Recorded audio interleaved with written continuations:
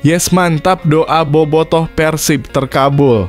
Manajemen Persib sudah siapkan bonus super besar ini usai Persib resmi juara Liga 1 musim ini. Apa ya kira-kira hadiah dari Wak Umuh Haji Muchtar? Simak video sampai selesai. Ketum PSSI Erick Thohir putuskan bubarkan Arema Malang dan larang bermain sepak bola seumur hidup jadi tuntutanku usai Aremania kembali berulah menyerang bus Persik Kediri tadi malam. Bahkan satu pemain yang bisa jadi andalan baru Persib Bandung sampai bongkar hal besar ini. Apa ya kira-kira? Gokil, di luar dugaan ini rencana besar hebat Bojan Hodak musim depan untuk berlaga di level Asia. Boboto bisa sangat bahagia berpesta pora di jalanan tol mendengar ini. Apa ya kira-kira? Temukan jawabannya di sini. Nick Kuipers tolak mentah-mentah tawaran klub Liga 2 Belanda dan memilih bertahan dan perpanjang kontrak dengan Persib Bandung agar berjaya di Asia musim depan jadi harapanku sebagai bobotoh usai ada kabar ini. Apakah itu? Penasaran? Simak video sampai tuntas. Mantap, ini baru Gubernur Super Top Marco Top. Kang Deddy Mulia diterang-terangan bantu Persib Bandung terus berjaya selamanya di level sepak bola tertinggi. Keputusannya begitu luar biasa. Kira-kira apa ya? Simak di sini.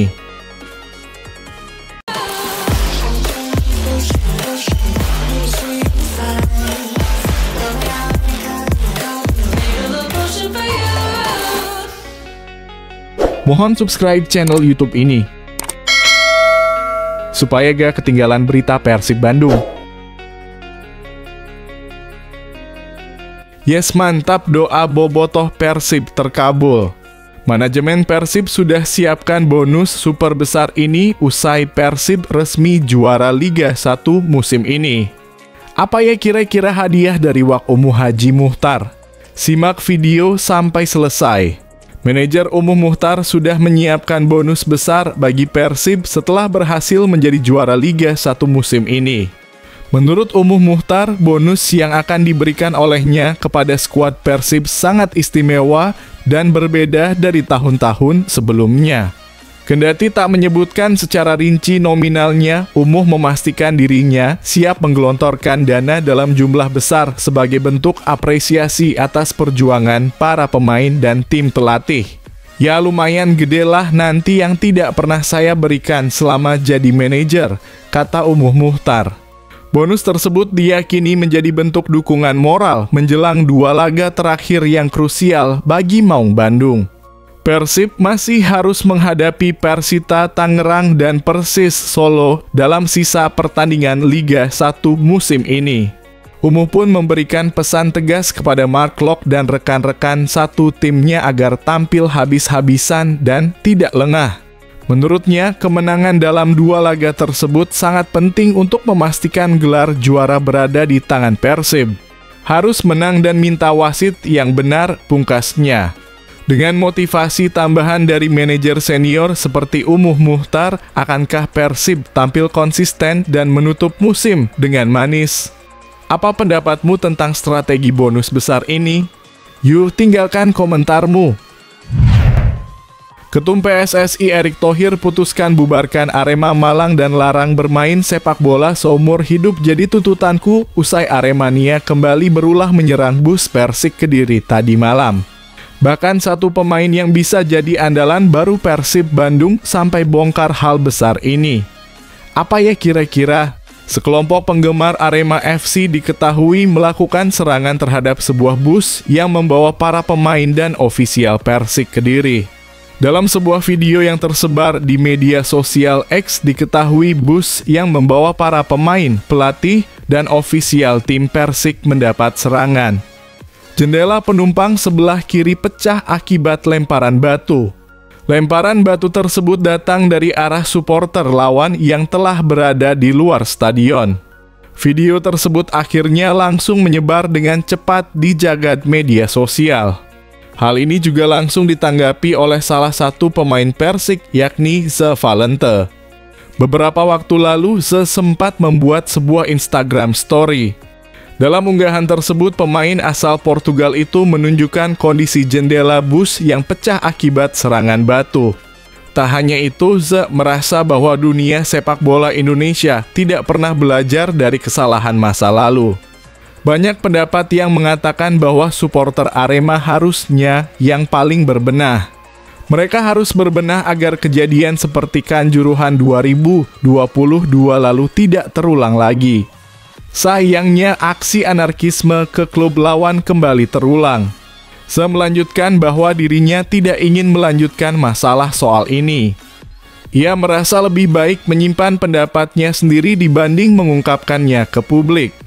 Tak berselang berapa lama kemudian, Instagram story Ze juga dihapus. Belum diketahui apa alasannya menghapus unggahannya tersebut. Kita gak pernah belajar, kata Ze Valente melalui Instagram pribadinya. Tetapi lebih baik saya tidak berbicara soal apa yang saya pikirkan, pungkasnya. Apa tanggapan kamu tentang kejadian ini? Apakah seharusnya ada sanksi tegas untuk aksi supporter yang merugikan seperti ini? Tulis komentarmu. Gokil, di luar dugaan ini, rencana besar hebat Bojan Hodak musim depan untuk berlaga di level Asia. Bobotoh bisa sangat bahagia berpesta pora di jalanan tol mendengar ini. Apa ya kira-kira? Temukan jawabannya di sini. Pelatih Persib Bandung, Bojan Hodak, diam-diam sudah menyusun rencana untuk skuad baru Maung Bandung musim depan. Saat ini Persib Bandung sudah resmi menjadi juara Liga 1 2024 hingga 2025 setelah berhasil mengoleksi 65 poin. Jumlah tersebut semakin memperkokoh posisi Persib di puncak klasemen dan memastikan gelar juara menjadi milik mereka. Meski sudah mengunci gelar, Bojan Hodak menegaskan bahwa pekerjaan rumah Persib Bandung masih banyak. Salah satu perhatian utamanya adalah kondisi rumput Stadion Gelora Bandung Lautan Api dalam kurung GBLA yang dinilai mulai menurun kualitasnya. Kami perlu perbaikan di beberapa aspek.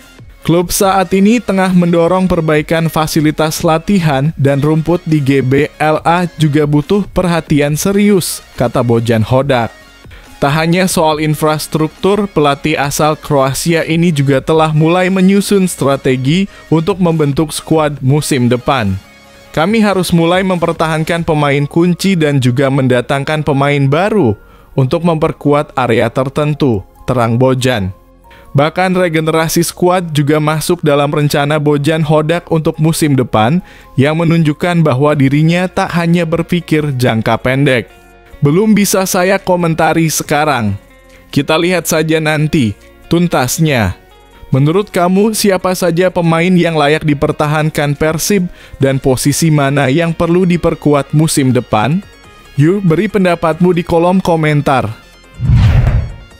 Nick Kuipers tolak mentah-mentah tawaran klub Liga 2 Belanda dan memilih bertahan dan perpanjang kontrak dengan Persib Bandung agar berjaya di Asia musim depan jadi harapanku sebagai bobotoh usai ada kabar ini. Apakah itu? Penasaran? Simak video sampai tuntas. Melansir dari laporan Voetbal in Limburg, klub Belanda MVV Maastricht dikabarkan ingin mendapatkan jasa Nick Kuipers di musim depan. MVV Maastricht sendiri bukan klub asing bagi Nick Kuipers. Ia pernah membela klub tersebut selama 7 musim dari 2010 hingga 2017 dan mencatatkan 162 penampilan. Kini setelah sukses bersama Persib Bandung, MVV tampaknya ingin memulangkan sang bek ke Belanda. Nick Kuipers, bek Belanda yang saat ini bermain untuk Persib Bandung, menarik minat beberapa klub. Di antara klub itu ada mantan klubnya MVV Maastricht, tulis media Belanda tersebut. Nick Kuipers memang menjadi sosok penting di balik keperkasaan Persib di BRI Liga 1 2024/2025. Bek berusia 32 tahun ini tampil solid dan konsisten, mencatatkan 28 penampilan dengan torehan 3 gol dan 1 assist musim ini. Ia juga menjadi bagian dari kesuksesan Persib menjuarai Liga 1 2 musim beruntun 2023 per 2024 dan 2024 per 2025. Tak hanya MVV, laporan yang sama juga menyebutkan bahwa Kuipers masuk dalam radar dua klub Liga 1 Indonesia, Dewa United dan Persija Jakarta. Selain MVV, Dewa United dan Persija Jakarta juga berminat dengan Nick Kuipers, tulis laporan tersebut. Dengan banyaknya klub yang meminati jasanya, masa depan Kuipers di Persib kini menjadi tanda tanya besar. Akankah ia kembali ke Belanda atau tetap melanjutkan kiprahnya di Indonesia? Menurut kamu, kemana sebaiknya Nick Kuipers berlabuh musim depan? Bertahan di Persib, balik ke MVV, atau pindah ke rival di Liga 1? Tulis opinimu di kolom komentar. Mantap, ini baru Gubernur Super Top Marco Top. Kang Deddy Mulyadi terang-terangan bantu Persib Bandung terus berjaya selamanya di level sepak bola tertinggi. Keputusannya begitu luar biasa. Kira-kira apa ya? Simak di sini. Gubernur Jawa Barat Deddy Mulyadi turut bersukacita atas keberhasilan Persib Bandung meraih gelar juara Liga 1 musim 2024 hingga 2025. Deddy mengaku bangga dengan torehan prestasi klub kebanggaan masyarakat Jawa Barat tersebut. Namun ia menegaskan bahwa tidak akan ada penggunaan dana APBD untuk memberikan bonus kepada tim. Kami menghormati profesionalisme Persib. Pemerintah tidak boleh menggunakan anggaran alokasi pemerintah yang berkaitan dengan Persib, gitu loh, kata Deddy. Ia menegaskan bahwa sebagai klub profesional, Persib tidak boleh disubsidi oleh negara, meskipun menyandang status sebagai ikon Jawa Barat. Tak hanya itu, Deddy juga meminta agar kemenangan Persib tidak dijadikan alat politik. Tidak boleh dibawa ke arah politik. Saya perlihatkan sikap itu dari dulu sampai hari ini. Pak Umuh adalah manajer yang profesional, saya hormat terhadap Pak Umuh, ucapnya. Meski begitu, Deddy menyatakan akan tetap memberikan penghargaan secara pribadi sebagai bentuk apresiasi. Nanti kami terima di sana juga ada bonus dari saya pribadi, sambungnya. Sebagai simbol penghormatan dari Pemprov Jabar, Deddy Mulyadi juga berencana menyambut skuad Persib di Gedung Sate. Menurut kamu, apakah sikap Deddy Mulyadi ini sudah tepat sebagai bentuk dukungan terhadap klub profesional seperti Persib? Sampaikan pendapatmu di kolom komentar.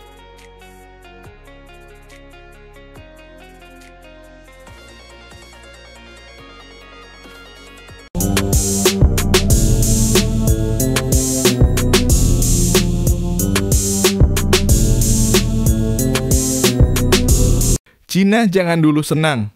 The Dragons terancam sanksi AFC jelang kualifikasi Piala Dunia 2026 melawan Timnas Indonesia. Menjelang laga berat melawan Timnas Indonesia di kualifikasi Piala Dunia 2026, situasi ini bisa jadi bumerang bagi The Dragons. Apa dampaknya bagi mereka? Simak detail lengkapnya di sini. Seperti diketahui, Timnas Indonesia harus menerima nasib apes jelang matchday ke-9 kualifikasi Piala Dunia 2026 kontra Cina, Kamis (5 Juni 2025) mendatang. Dalam pernyataan anggota Exco PSSI Arya Sinulinga disebutkan bahwa PSSI mendapat sanksi dari FIFA usai laga menghadapi Bahrain bulan Maret lalu. Arya Sinulinga menyebut PSSI mendapat surat dari FIFA tentang pelanggaran yang dilakukan Timnas Indonesia saat menjadi tuan rumah. PSSI diberi sanksi oleh FIFA lantaran perilaku diskriminatif beberapa supporter saat pertandingan Timnas Indonesia menghadapi Bahrain. Kita kemarin sudah mendapatkan surat dari FIFA dengan referensi FDD 2338 tentang pasal 15 diskriminasi, ucap Arya Sinulinga.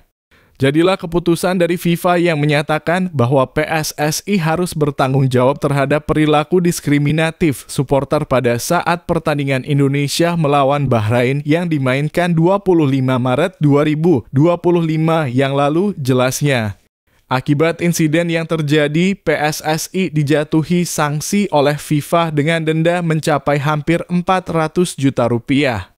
Tak hanya itu, Federasi Sepak Bola Indonesia itu juga diperintahkan untuk menggelar laga berikutnya dengan jumlah penonton yang dibatasi. Sebanyak 15% kursi stadion harus ditutup, khususnya di area tribun belakang gawang, yakni di sisi utara dan selatan stadion. Dengan keputusan ini jelas jadi kerugian besar buat timnas Indonesia lantaran tak bisa tampil dengan dukungan penuh saat menjamu Cina. Meski diuntungkan oleh sanksi ini, Cina tak sepenuhnya bisa merasa di atas angin. Pasalnya Federasi Sepak Bola Cina, dalam kurung CFA, juga sedang mendapat sanksi dari AFC. Dalam pengumuman AFC dikutip Jumat dalam kurung 2 Mei 2025, hukuman kepada Cina diberikan untuk pertandingan melawan Arab Saudi. Bukan pada kualifikasi Piala Dunia, tapi pada laga Piala Asia U-Strip 20 2025 lalu di Youth Football Training Base Center Stadium, Shenzhen. Sanksi yang diberikan AFC kepada Cina terkait regulasi AFC Pasal 21.2. Peraturan itu berkaitan peralatan khusus yang digunakan dalam pertandingan. Pemain terdakwa mengenakan peralatan performa dan sistem pelacakan elektronik selama pertandingan yang menampilkan pengenal tim, pengenal pabrikan, elemen dekoratif, dan atau iklan sponsor, bunyi pernyataan AFC yang dikutip pada Rabu. Akibat pelanggaran tersebut, AFC menjatuhkan hukuman kepada CFA berupa denda sebesar $3.000. Nilai itu setara dengan 50 juta rupiah dalam kurs rupiah. Selain itu, CFA wajib membayar denda tersebut maksimal 30 hari sejak tanggal keputusan ini dibuat.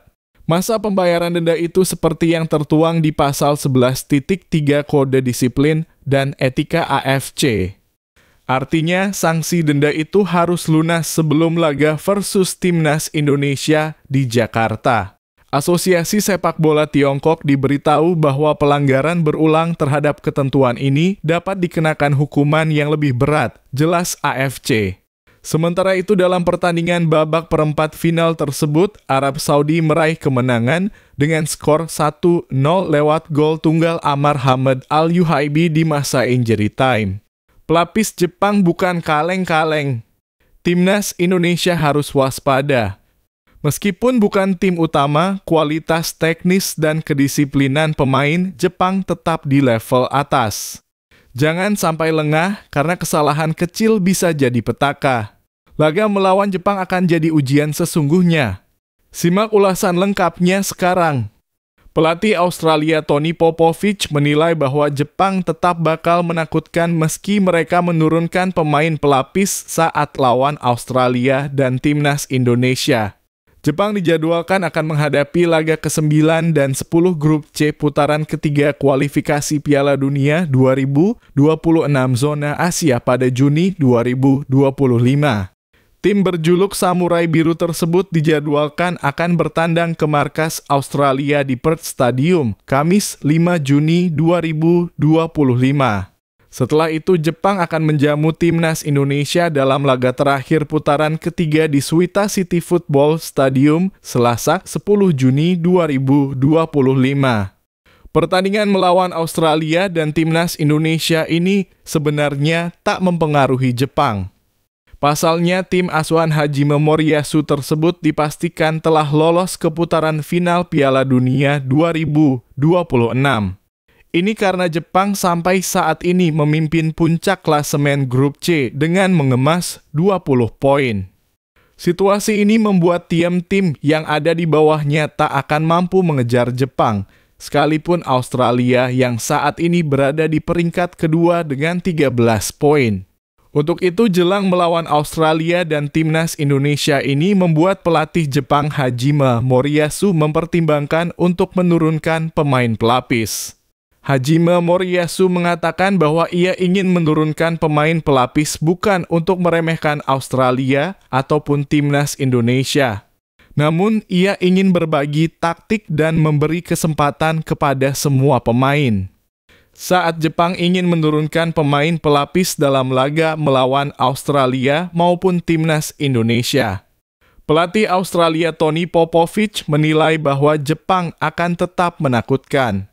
Menurutnya, Jepang bakal datang ke Australia dengan tekad untuk meraih kemenangan meski telah mengunci tiket ke Piala Dunia 2026 sekalipun. Saya yakin mereka akan datang dengan tekad untuk menang, ujar Tony Popovich sebagaimana dikutip bolasport.com dari laman resmi Soichiro Oz, Minggu (11 Mei 2025. Mereka belum pernah kalah dalam satu pertandingan pun dalam babak kualifikasi ini, ucapnya. Untuk itu Tony Popovich mengakui bahwa Jepang merupakan tim terbaik dan hal itu tak perlu diragukan lagi. Mereka bahkan memastikan tiket lebih dulu ke Piala Dunia 2026 dengan nyaman saat tim lain masih berjuang untuk bisa menjaga asa lolos. Mantan pemain Crystal Palace tersebut bahkan mengakui melawan Jepang tak pernah menjadi laga yang mudah. Pasalnya, Australia dalam leg pertama di kandang Jepang pun hanya mampu menahan imbang mereka 1-1 pada Oktober 2024 lalu. Mereka adalah tim terbaik. Itu tak diragukan lagi, kata Tony Popovich. Ia menilai laga melawan Jepang tak akan mudah meski mereka menurunkan pemain pelapis sekaligus. Pasalnya, ia menilai bahwa Jepang dikenal sebagai salah satu kompetisi terkuat di Asia.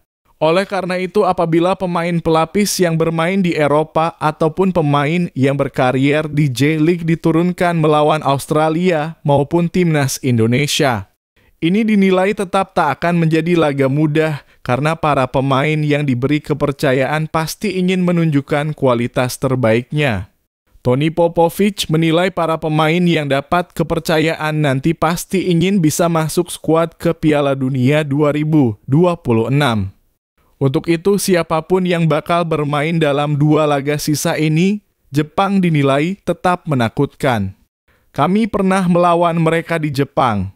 11 pemain starter mereka semua bermain di Eropa, jelas Popovich. Tidak ada satupun pemain J-League yang bermain menjadi starter. Padahal kita semua tahu J-League adalah kompetisi yang kuat.